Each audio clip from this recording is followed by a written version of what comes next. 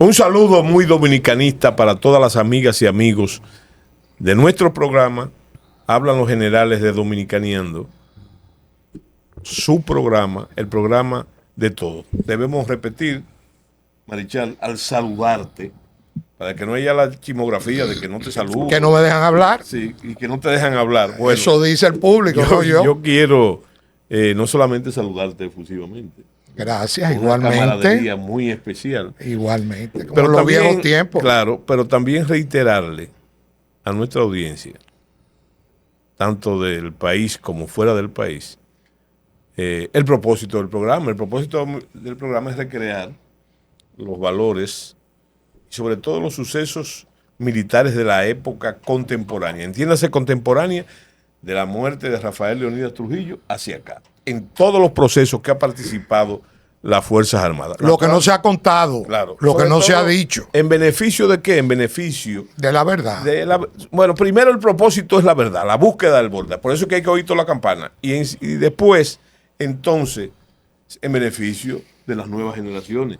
Porque aún en la generación nuestra, Marichal, hay muchos amigos que conocen esos eventos que estamos ventilando, pero lo conocen como enunciados. No conocen realmente lo que ha pasado. Bueno, y entonces destacar en otro orden y agradecer la participación y la cantidad enorme de comentarios que genera nuestro programa, lo que es un testimonio de su audiencia. Pero señores, interesante ver. Yo te he dicho que no me gusta la palabra diáspora. No. No me gusta usar la palabra diáspora, pero esa dominicanidad que está en el exterior, en Europa, en los países de América Latina, etcétera. Entonces, yo creo que debemos mencionar los que contestan. No solamente los que nos contestan, envían los comentarios. Y que permanecen ahí al pie del cañón, ¿verdad? Entonces tenemos aquí, yo quiero hacer esa referencia, un saludo muy dominicanista también a Miguelina Gómez, Héctor Segura, Mauricio de los Santos, desde San Juan de la Maguana, muy vinculado con nuestro invitado que tenemos hoy. José Amado Perdomo, desde Tampa, Florida. Nelson Selman, Jesús Aristi Peña, Carlos Cruz, Gloria Valdés, José Valdés desde Nueva York, Freddy desde Los Mameyes.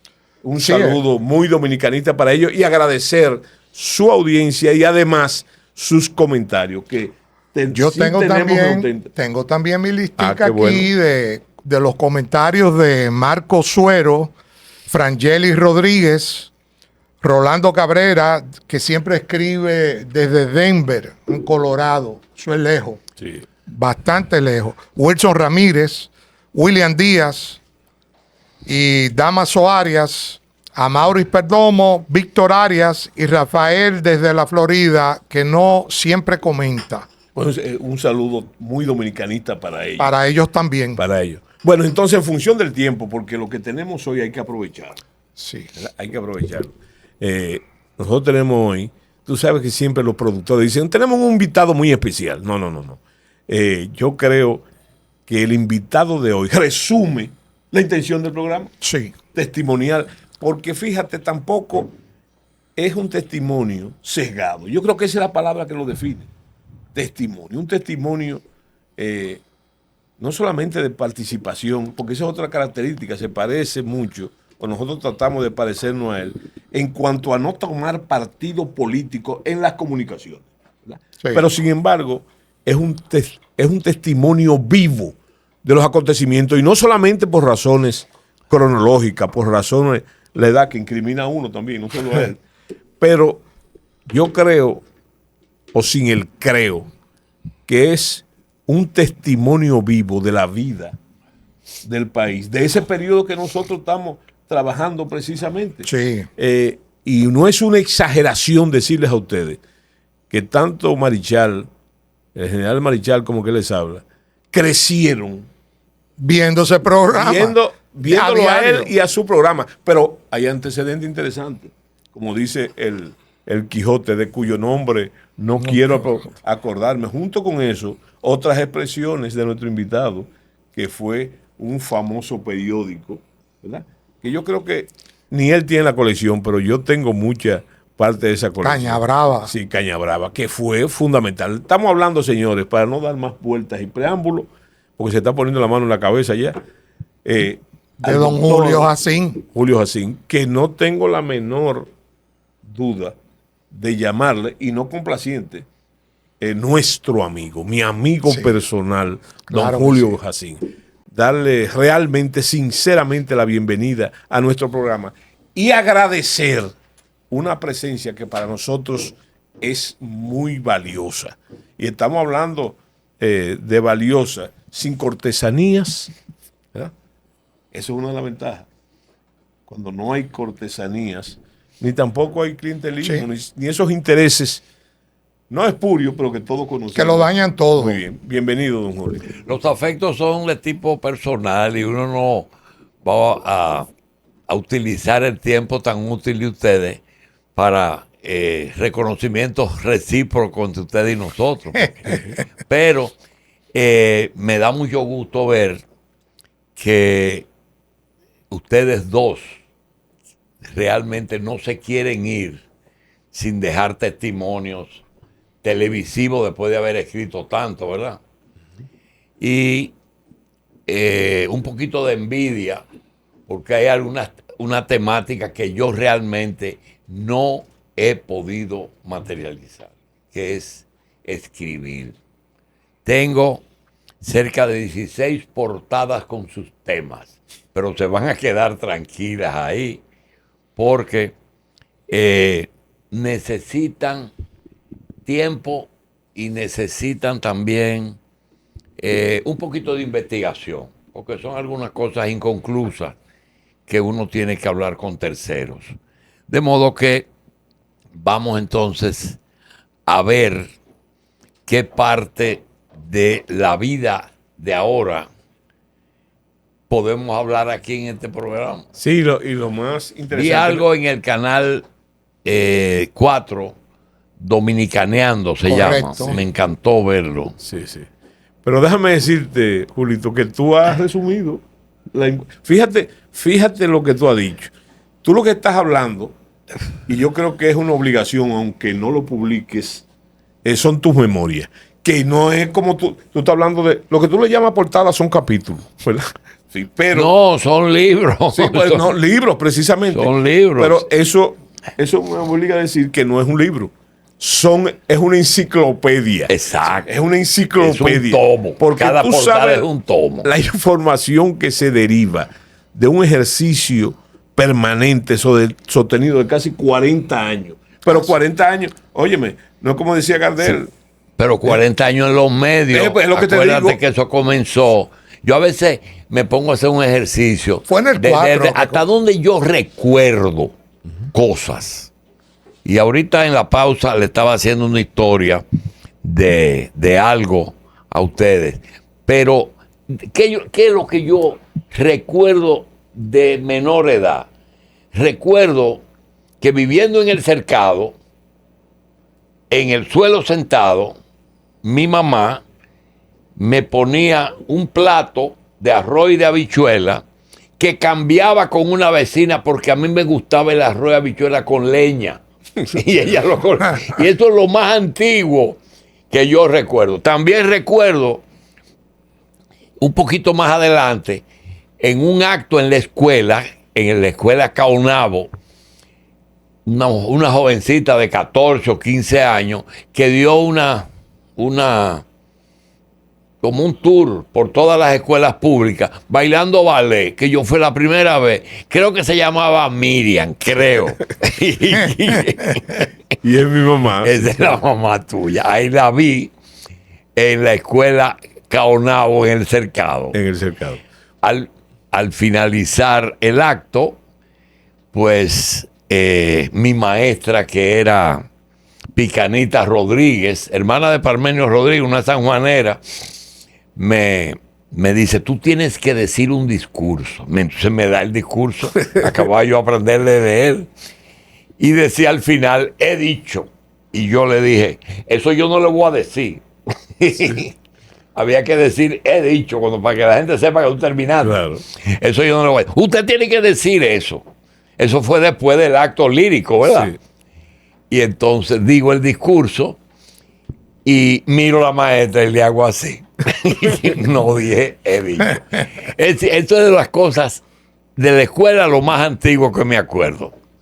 Después tuve el placer de en el Vesubio volver a ver a doña Miriam, la madre del general, que me dijo, me hubiera encantado que tú seas hermano de mi hijo. Sí, es verdad. Es verdad. Sí, mira, te diré que lo que pides, yo creo que debemos, Marichal, enmarcarlo en los eventos que se recogen. Bueno, ay, que esto no iba en el programa. No, este cuento no iba. No va porque no iba.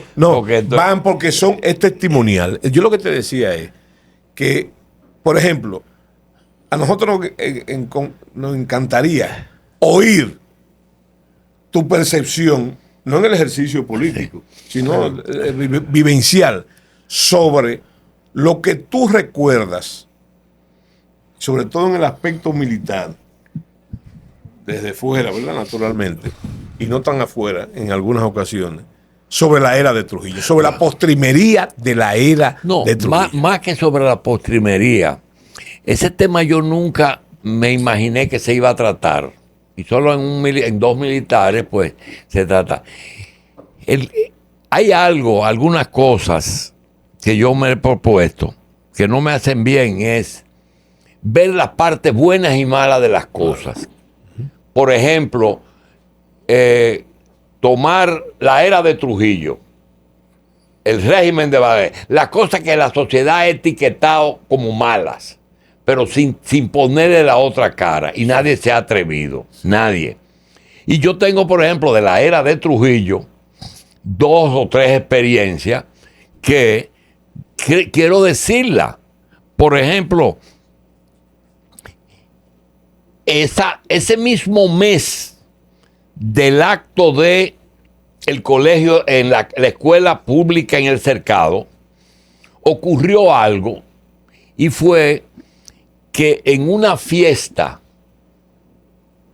del campo, de un campito cerca del pueblo, se llevó a cabo algo que se llamaba, o le dicen en el pueblo, un limpiahebillas, que son unas fiestecitas que se daban y las muchachas iban, los varones iban, y al final había una mesa que se ponían cigarrillos, mentas, cacaítos y esas cosas. Entonces se llevaba a la pareja y se le hacía un regalo después por cada pieza que bailaran contigo.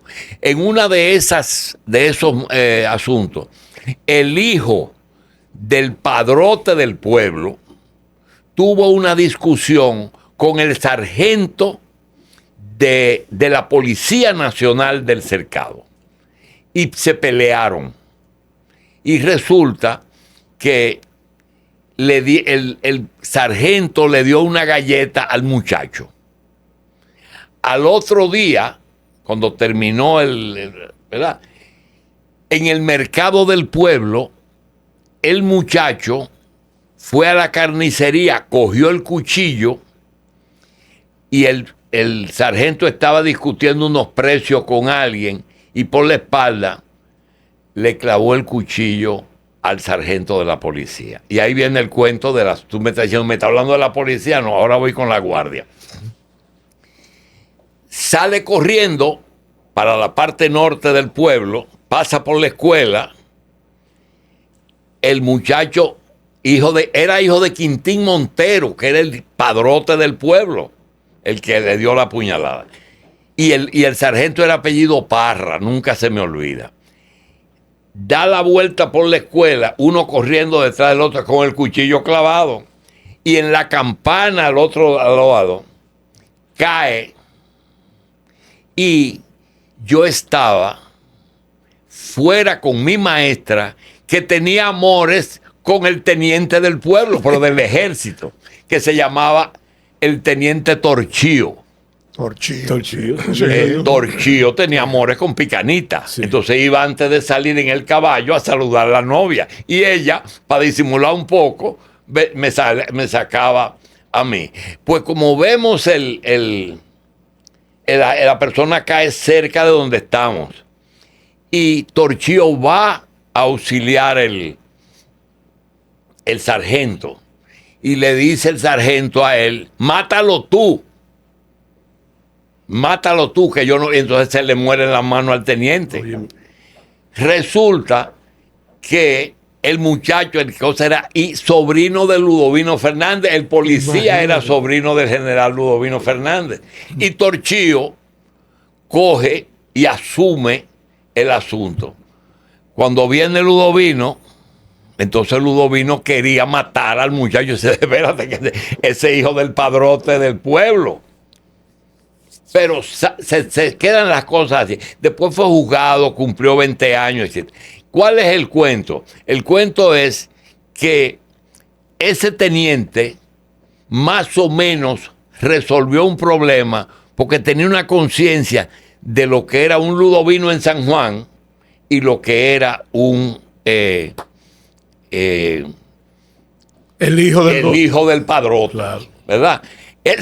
Otra experiencia fue cuando uno cumple 16 años, uno tenía que buscar un certificado para la escuela y depuraban a uno. Y entonces uno tenía que ir al servicio de inteligencia militar. Y en ese momento, yo no sé si era Salvador Cobian Parra o me parece que era Salvador que me recibió y me dice, pero ven acá, muchacho, pero tú naciste en Venezuela. Digo, bueno, general, fue una coronel. Coronel.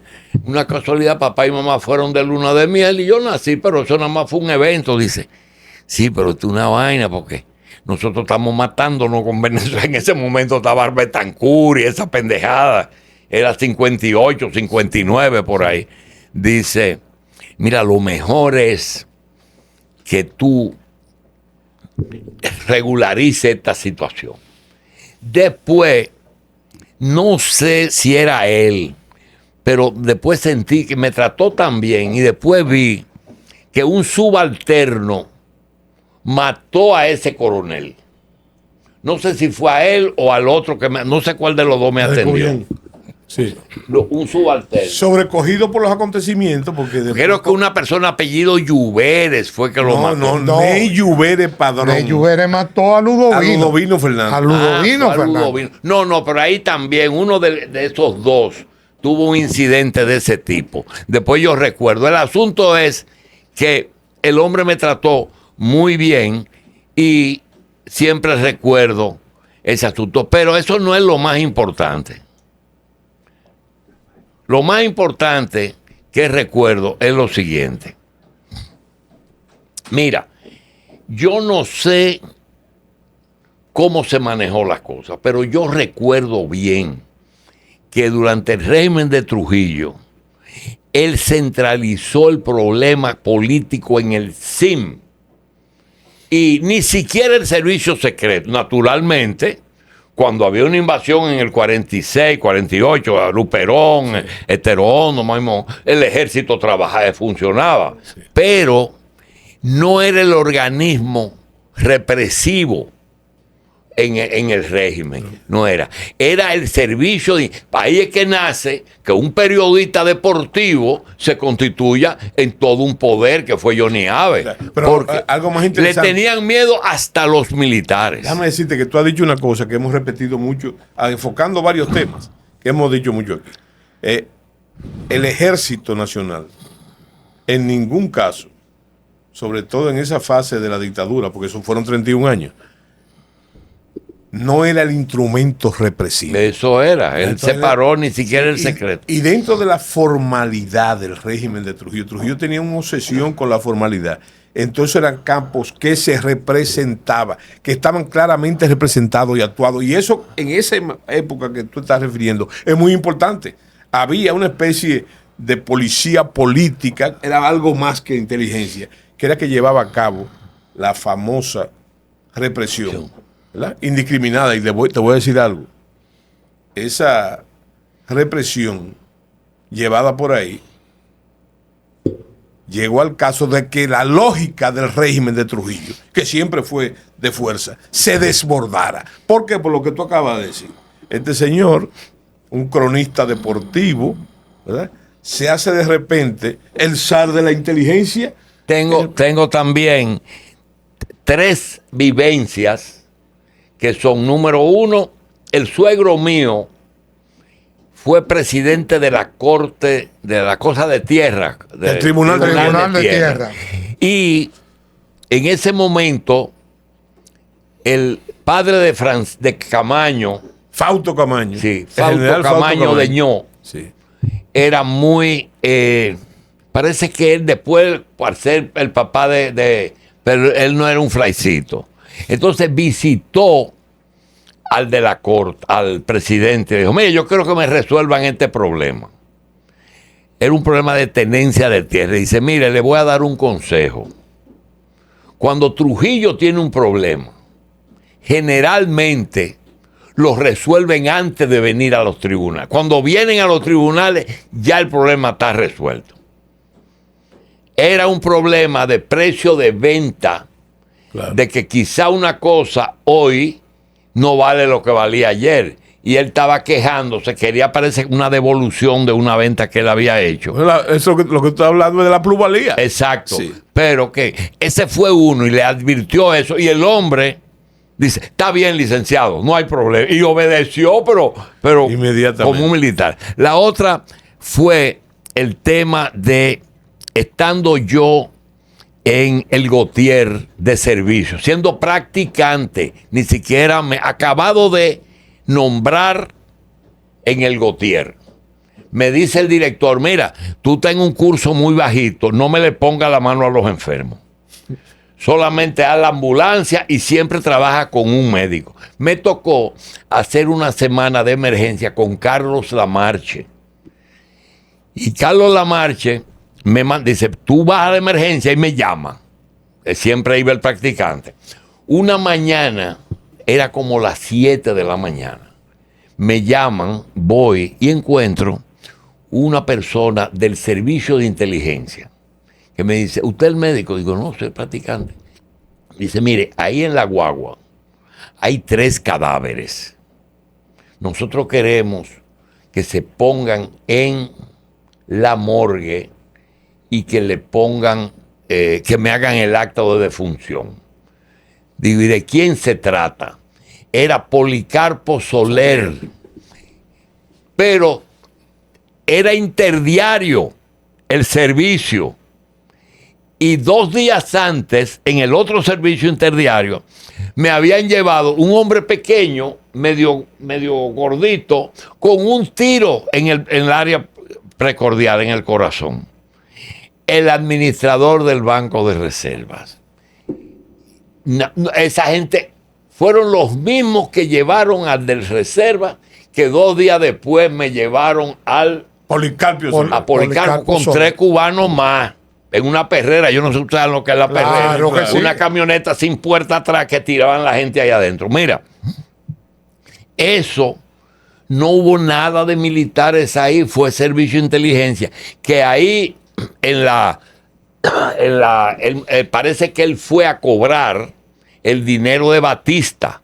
Y el lamentable dijo: no, aquí el único que puede venir a buscar ese dinero es Batista. Entonces discutieron, dijeron que Trujillo fue que mató. No, Trujillo no mató a esa persona, fue Policarpo Soler. Y luego él salió huyendo por ahí con sus compañeros. Y en lo que hoy es Gustavo Mejía Ricard con Lincoln. Eso era monte en esa época. Ahí vivía Moni Sánchez. Sí. Había una cosa rara. En fin. Dice la Abraham Lincoln. Ahí, en la Abraham Lincoln de hoy. La Jeffrard. Bueno, cerca de donde vivía el doctor Emán Sadé, que vivía un poquito, pero era en la parte de los Piantini. Sí. Y ahí, una balacera, lo mataron a los 3. Sí, pero interesante. Pero vuelvo y te digo, son operativos en que no participó, no eran Fuerzas Armadas, de las Fuerzas Armadas. Y en la parte de Camaño te digo que cuando un juez le decía una cosa, a un militar, lo pensaban. Bueno, hay que mencionar que en el mismo sitio, el abogado, uno de los abogados con el asunto de tierra de Trujillo, era don Juan Contín. Sí, Juan Contín. Que después fue el papá del mayor que se llevó los cadetes en la Academia Militar. En la Revolución. En la Guerra de Abril. Junto con Juan Contín fue Ruiz Tejada, claro, miembro de la Primera Suprema. Sí. Juan Contín fue junto con un grupo con Amiama, con Don Cundo. Sí. Fue la Primera Suprema en el 66. Y mira qué interesante, tú has hecho con tu experiencia, una radiografía de la formalidad de que tanto hablamos aquí. Sí. Trujillo tenía la obsesión de la formalidad. No, es que eso se cumplía, era una cosa muy rara. Él nunca permitió que los militares se implicaran en asuntos políticos. No, y tocó otro aspecto interesante. Mucho se ha dicho que Trujillo quitaba tierra. Él compraba. No, él compraba a precios bajos, pero que era el precio de la época. Claro. Sí, también es verdad. Estaban pagados con papeles. Claro. Papeles legales. Era el precio de la época. Sí, sí. Había muchas cosas que le ocurrieron a uno realmente en esa época y que uno no las recuerda de caramba, pero las cosas estaban como bien separadas. Bien separadas. Mire, que Ramfi Trujillo era un enemigo jurado de Johnny Abe. Y en una discusión delante de Trujillo, por un problema con unos oficiales de la aviación, él le dijo a Johnny Abe, le dijo, mire, coronel, no se deje ver de mí en ningún lado porque lo voy a matar. Y esos son los detalles de la interioridad. De las interioridades de esa época. Mira, pues, finalmente, yo quería una única pregunta y dejarte que tú expongas en este momento sobre dónde estaba Julito Jacín, qué hacía y sus aproximaciones con ese evento que fue 30 de mayo. El martes 30 de mayo de 1961. Mira, el 30 de mayo de 1961, en la noche a las 10, y el 24 de abril a la 1 del día, yo no lo olvido. Son dos acontecimientos que el país vivió, que no se pueden olvidar, la muerte de Trujillo y la Revolución de Abril. Si tú coges eso, y si tú coges, por ejemplo, hoy le decía yo a unos médicos que hablaba, que hay dos acontecimientos en el mundo que cambiaron las cosas, que fue el 11 de septiembre y la pandemia. Claro. Esos son, pero aquí, la muerte de Trujillo y el 24 de abril. La muerte de Trujillo, es bueno que se sepa, yo estaba en la universidad estudiando. Era la época de universidad. Yo estudiaba medicina. La universidad en ese momento era la Universidad de Santo Domingo. El rector era José Antonio Caro. Caro Álvarez. Caro Álvarez, hermano de Kiko Caro, hijo de don Kiko, y el padre de Tony y de Danilo. Fue rector, que por cierto, fue el único rector de las dos universidades. Después cuando fundaron, fue el último de la UAS y el primero de la UNFU. Estudiaba yo en ese momento en el tercer año de medicina. Estaba estudiando en mi casa, en unos altos de una tienda que mi padre tenía en la Duarte, y junto a 4 compañeros, uno apellido Adams, uno apellido Quiñones, Tilo Guerrero y yo. Estábamos estudiando, y cuando vimos el movimiento de muchos Volkswagen pintados de militar, que eran el Servicio de Inteligencia Militar, digo, está pasando algo. No supimos, no había celulares, no supimos.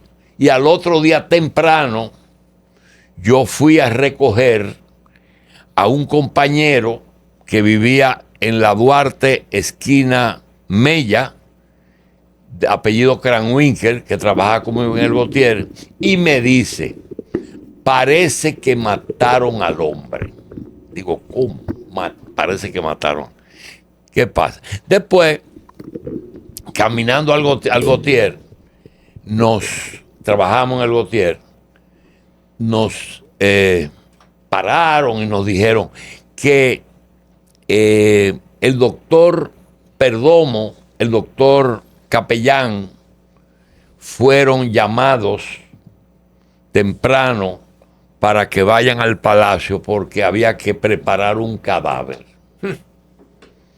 Y hasta ahí, que yo supe antes, lo único que yo supe fue que a Tejada se lo llevaron del Hospital Gautier y que Marcelino Vélez, que acababa de instalar un laboratorio de biología en el Gautier, nos decía algo que nosotros no entendíamos, que era: no te apures, Julito, que esto se va a acabar pronto. Así que él sabía lo que iba a pasar. Y sabía. No, estuvo en todo, ¿eh?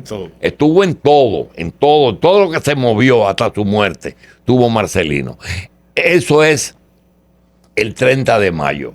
El 30 de mayo también pasó algo que, aunque no esté, hay que resaltar. Yo no sé qué ocurrió, cuál fue el fenómeno que Trujillo no preparó. Pero tú sabes que las Fuerzas Armadas Dominicanas se portaron bastante bien.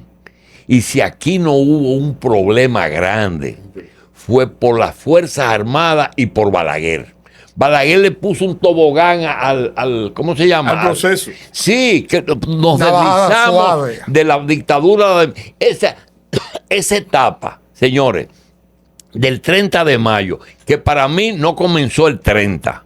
Para mí comenzó con el tema de las Mirabal, el 14, la invasión. Ahí comenzó a deteriorarse todo, la pastoral. Entonces, pero esa noche, 30, hasta el 66, tú tienes 62, 64, 66, son los 4 años en que más hechos históricos ocurrieron y que tú no puedes. Cuenta los gobiernos. Solamente de Balaguer tuvimos 3. Balaguer títere. Balaguer presidente con Ramfi aquí. Sí. Balaguer solo del Consejo de Estado. Balaguer presidente del Consejo de Estado y Balaguer exiliado en la embajada. Solamente Balaguer. Después en el 66 vuelve.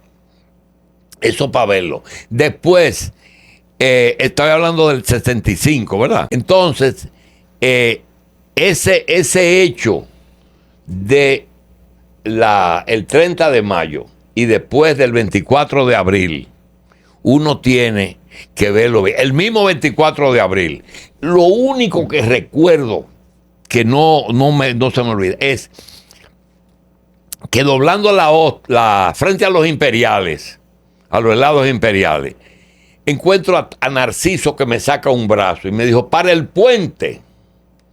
Digo: ¿para el puente a qué? Para el puente, me hizo así desde un carro que tenía. Resulta que nosotros subimos por la Duarte arriba y me encontré una cosa rara. Me encontré un militar sin corbata que me paró. Julito me conocía. Ayúdame a quitarme esta ropa y a ponerme otra. Digo: ¿qué es lo que está pasando? Dice: que nos estamos matando entre los militares, nos estamos matando. Y él no quería pelear con compañeros. Pero fíjate, y yo no lo entendí hasta tiempo después. Me dice: quiero quitarme esta ropa y ponerme una ropa civil. Mira, pero qué interesante el asunto, porque tú has resumido, vuelvo y te repito, ¿verdad? Y sin haber hablado. Fíjate, tú has resumido la intención y el periodo. Porque esos 4 años que tú señalas, del 61 al 65, están embarazados, por no decir preñados, de acontecimientos claves para la vida de la nación. Sí, pero no ponga 65, porque aquí hay hechos que se le tienen cargado a otra persona y que realmente las muertes que ocurrieron en el gobierno de García Godoy, que fue la de Luis Arias Collado cuando estaban acuartelados, y las que ocurrieron en el primer año de Balaguer, había que cargársela a la CIA Pero claro. Porque la CIA tenía gente Claro, aquí. claro. ¿Y cuál es el defecto de Balaguer? Que no se le paró en 2 patas. Y déjame lo dejó. decirte, hay que señalar algo. Cuando tú mencionas la CIA y otras agencias, Sí. no son producto de la guerra de abril. No. Estaban No, aquí desde antes. pero seguro. Recordemos aquel caso, ¿verdad? Que es del caso Wimpy, del supermercado Wimpy de Berry. Pero nosotros tenemos una fotografía de ellos con un carrito Huáscar. y que dice que ahí le entregaron, que Wimpy le entregó a Huáscar las armas. Las carabinas M130. Las carabinas M1 que se usaron en el Pero atentado. todas esas cosas están ahí. Nosotros no sabemos el por qué la izquierda dominicana sabe lo que es que secuestran a Donald J. Crowley en el Mirador y lo cambian. Y tiempo después, donde quiera que aparecía un miembro del comando. Mira, No quedó uno. a mí una vez, un amigo que conoció al general Soto, no sé si usted, cuando Guzmán llegó, no le tenía confianza a los militares. Y Sonia nombró a Robertico Gobaira subdirector del DNI. Porque tenía que cuidar a Padilla, porque Padilla era militar del pasado. Sí. Pues mire, él me regaló una lista de todos los comunistas que decían DJC, y todos, donde quiera que estuvieran, lo mató la CIA. Sí, en Bruselas o aquí. Era Donald J. Crowley. Sí, exactamente. Bueno, pero déjame decirte, no es para halagarte, que tú has topado las coincidencias, pero no de lo que nosotros pensamos, sino de los programas que se hicieron, que se han hecho hasta ahora, donde está... Y es uno de los que más se ha tratado esos temas. El secuestro de Crowley. Y 4 años después, con el mismo jefe de la policía, que es el general Guzmán Acosta. Bárbara Hutchinson. El caso de Bárbara Hutchinson. Bueno, pero me dice el productor que no tenemos tiempo para más. Yo creo que hemos cumplido una jornada, la que nosotros nos buscábamos con Julito. Pero hay un problema, Julito, y te lo digo. Pero lo más que tenemos es tiempo, sino aquí, allá, así que... Tú ves que yo lo que quería decirte... Tú tienes 52 programas y yo tengo 365, así que tú lo que tienes que programarlo. Agradecerte, Julio. No, hombre, tú eres loco. Agradecerte realmente y convocarte a uno próximo, porque debemos desarrollar esos años que tú dices. Sí. Que yo digo que son 4, son más. Son más. Realmente, ¿verdad? Son donde más. Se ha forjado, para bien o para mal, la democracia dominicana. No tenemos una democracia perfecta. Eso fue del 66 al 70, el primer periodo, más los 4 del post Trujillo. Agradecido y convocado estás. Gracias. Un gran placer, con mucho respeto.